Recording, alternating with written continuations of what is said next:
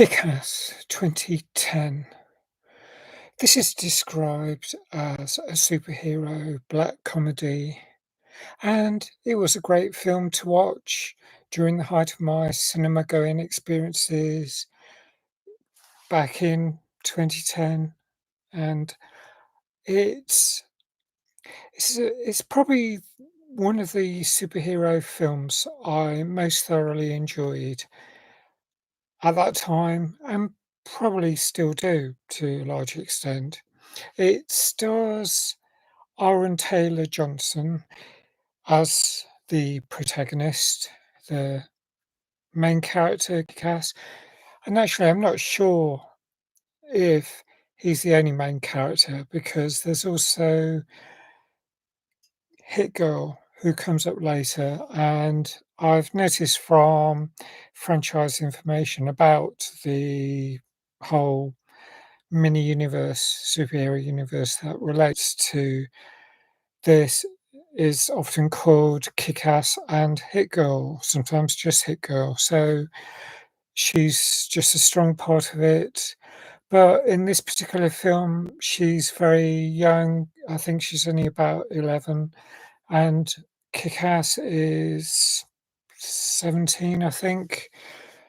Figuring that out age-wise because at one point, uh, Chris D'Amico, who's one of the other secondary characters, played by Christopher Mintz-Plasse, he says to his father, "I'm going to be 18 in 8 months' time." So he's 17 at that point, and I think he's a contemporary of Kick-Ass. So reckoning he's still in school, he's probably 17 as well. So we're in sort of what would be in the UK sixth form, and Kick-Ass, his name in ordinary life is Dave Liszewski, and I didn't really recognise Aaron Taylor Johnson from earlier films, but I had already seen him in Nowhere Boy 2009. He played John Lennon, the main character in that, and Angus Thongs and Perfect Snogging in 2008. And I think he starred in a few other films before that, but I'm not aware of those. But I've seen him in many films since then. And this Dave, he's just an ordinary lad in high school, think in betweeners type, one of the people there is sort of fair to middling, gets perhaps ignored a lot, doesn't do that well, doesn't do that badly though either. And this seems to be set in New York City. And one day he just asks his two friends, Marty, played by Clark Duke, and Todd, Evan Peters, um, why has no one ever why has no one ordinary ever just become a superhero, just bought a mask and gone out there and fought crime, in a costume? And they sort of poo-poo the idea, but he decides to pursue it, and he orders on the internet a green and yellow suit, and um, it's it's it looks all right. He's got two little sword type, no, not swords, batons, crossed over on his back that he can pull out, and that's what he uses for fighting. And he climbs up on rooftops and works out and practices, but he's a bit too scared to take things. He won't leap to the buildings because he'll kill himself. Um, and then one day he gets mugged. He's just walking along a back street, and a couple of thugs beat him up, really kick him in and stab him and, steal his phones.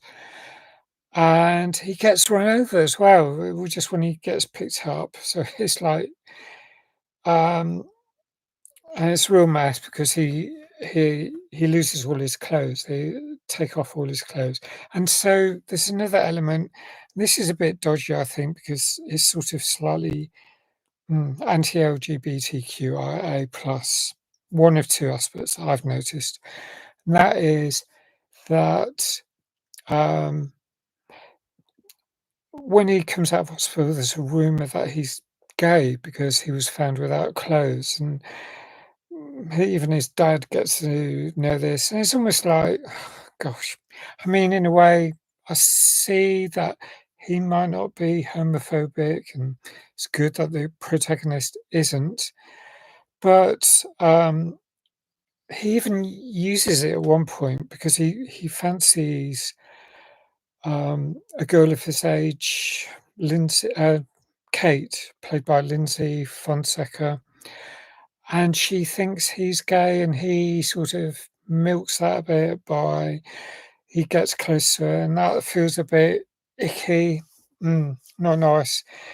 Um, so there's that element that wish it wasn't in the film, and then also, um, well, he is in hospital. He gets sort of slightly reconstructed and made bionic, so he doesn't feel pain. His nerves are damaged. And this makes him more fearless, so he actually does go out starting to run after actual criminals and fights them, and when he does this, people come out with their phone cameras and they film him, he's by a diner, he'll come out, film him, stick him on YouTube, and, when one goes up to him and asks, "Who are you?" He says, "Kick-Ass." And, the legend is born, and, so the fact that he's out there, doing this low level fighting crime, this piques the interest of the actual, organized criminals, the mafioso bosses, or one in particular, Frank D'Amico, played by Mark Strong, and he wants to teach, Kick-Ass a lesson, so he gets one of his he's got a lot of people on his payroll, gets one to go out and, shoot him. Um, and, um, mm, oh, right, at this point, I won't give away, too much. The plot doesn't come up in the, trailer, but, there's there's a sort of the fact that there's all this publicity going out, uh, it means that Katie, who, has been talking with Dave, um, has asked her what she's interested in. She really likes this, Kick-Ass, so he thinks he's got a good chance in that sense. But there's, like he's got this secret. He does it all in secret, the fact that this crime fighting. Um, and then there's another complication that, f some oh, yeah, Hit Girl and her father appear on the scene. They're actually really fighting, the organised criminals, like Frank D'Amico's lot. Um Damon McCready is played by Nicolas Cage. He's like, got a vengeance trip because his wife's died, and, he's, training up his young daughter to be a superhero as well, and, she's Mindy. She's played by Chloe Grace Moretz. First time saw her in films, seen her many times since. and she is Hit Girl, and she really has she's trained in martial arts, she's really good, and, um,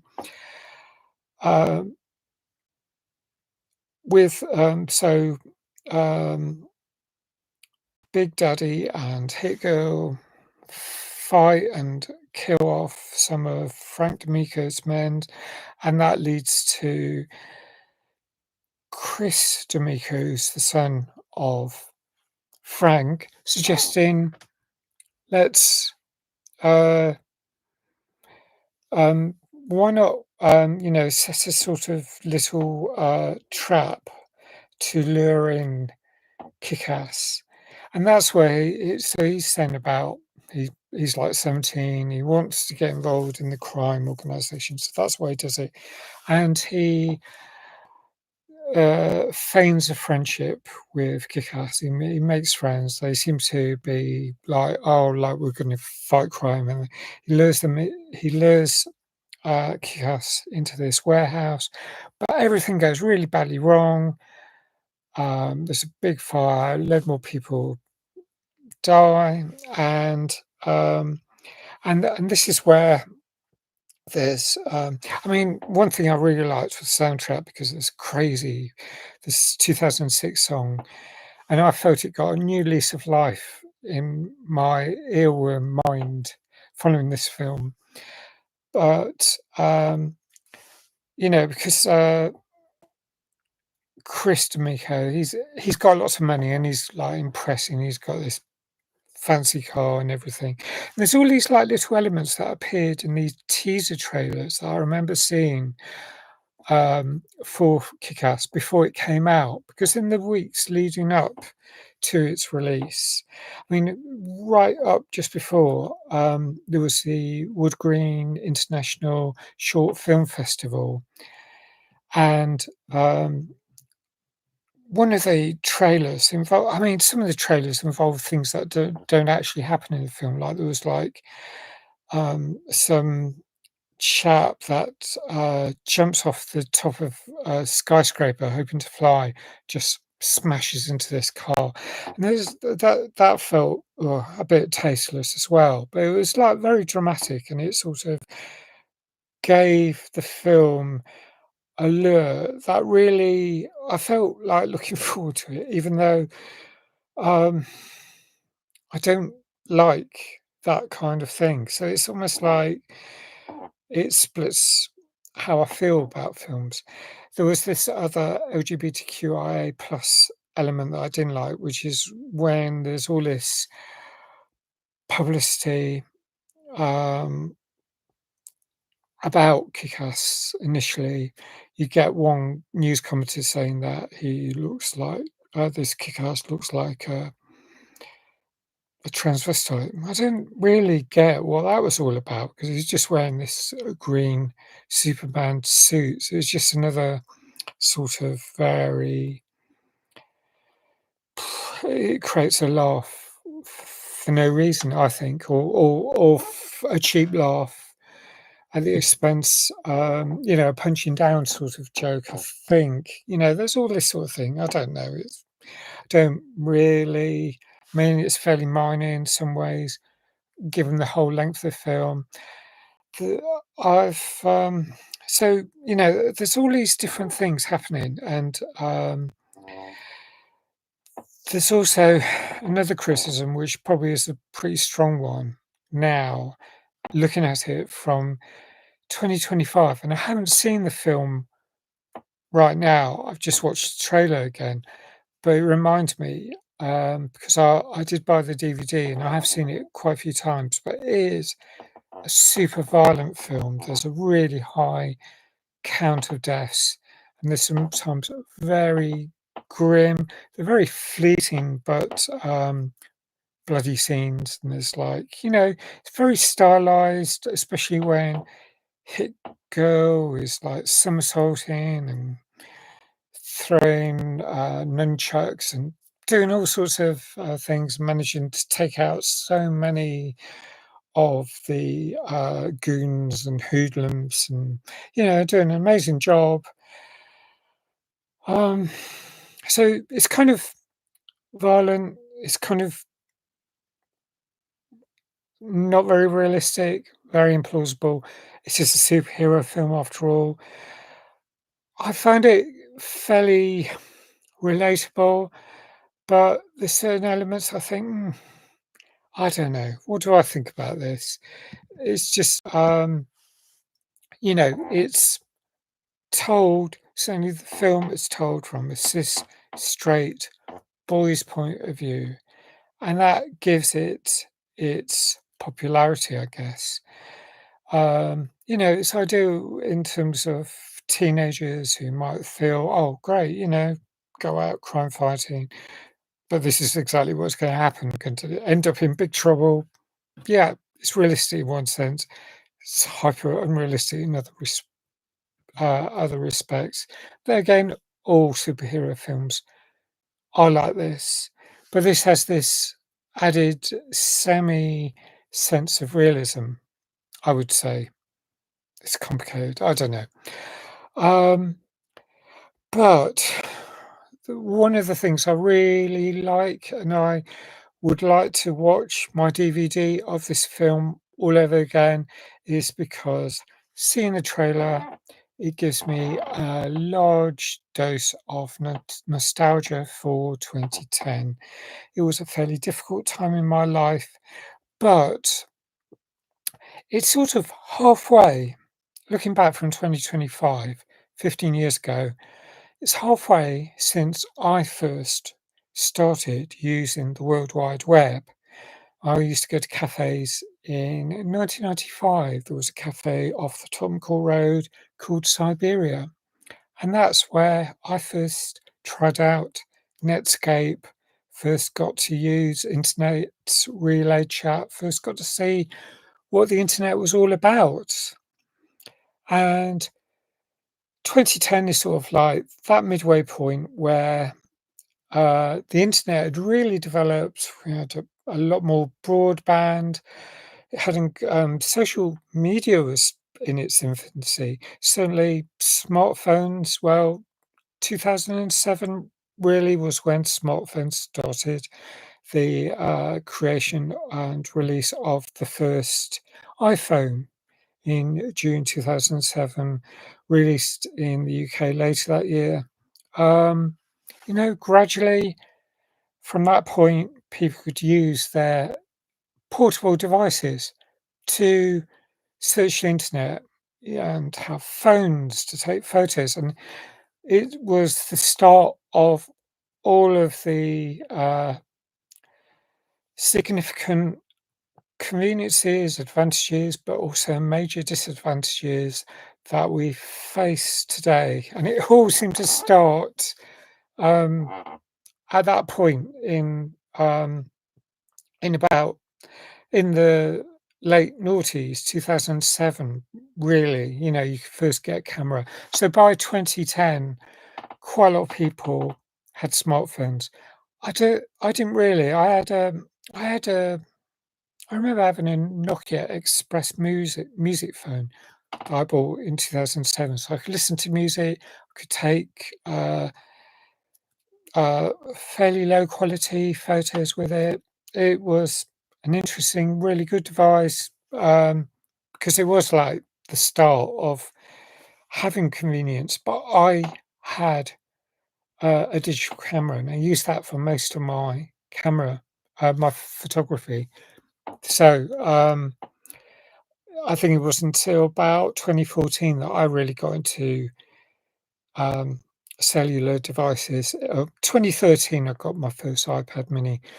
So, looking back at everything from 2025, when the internet is in crisis, we've got AI, we've got so many things that make the world feel kind of um, depressing in many ways because of the damage it's doing to people, especially the crisis that face young people.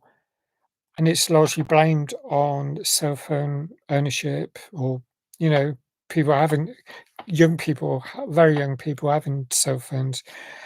and access to the internet and all the problems that causes, and you can see that, and I don't know what the answers are, but 2010, it was like the internet was YouTube. It was just like you could, there was, in this case, fictitious superheroes, kick-ass, being filmed from a cafe, uploaded to YouTube, and suddenly 20 million views, and he's become an instant superhero. And um, it wasn't really seen as such a problem, apart from um, there's a scene later on when there's big battles going on, and I won't go into all that, but um,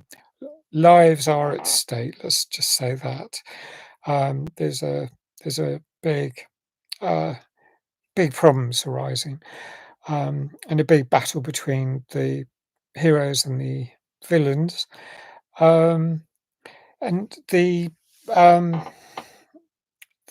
oh yeah, so there's this coverage on network news, and then they cut it and they say the scenes they show, the scenes are uh, too distressing to show. Um, the streams that the stream, we're going to cut the stream from the internet now because it's too distressing. And then everyone, because they've heard that it's been streamed live on the internet, immediately leaves their televisions and rushes over to their computers where they carry on watching it. Of course, that's what people would do if they're uh, eager to find out, follow the story. News networks wouldn't do that, surely, would they? But it was a kind of semi-amusing way of explaining just this phenomenon as it was at that point. So uh, it feels really different from now. That's all I can say. Um, it's a good timestamp. Um, when we look back in another 15 years, I don't know what we will think of 2025. In 2020, in 2040, if we survive that long. Um, but um, I do still like this film. I think it had a lot going for it. It still is a superhero film I actually really like. So I'm going to score it still 9 out of 10. I'm sure I gave it a score like that about that time. I haven't looked it up what I originally scored it. If I do uh, a second viewing, Cali Seconds review, then I'll mention it there. But um, that's what I'm going to score it now. Still about 9 out of 10. Um, hopefully, I can watch it on DVD if I can get a DVD player to work at some point. Um, so, I'd love to know what you think. If you've seen this film, if you've got any thoughts. Thanks for watching. Please like if you like this review. Thanks for subscribing if you do. I hope, please hit the notification button, and I hope to see you again soon. Bye for now.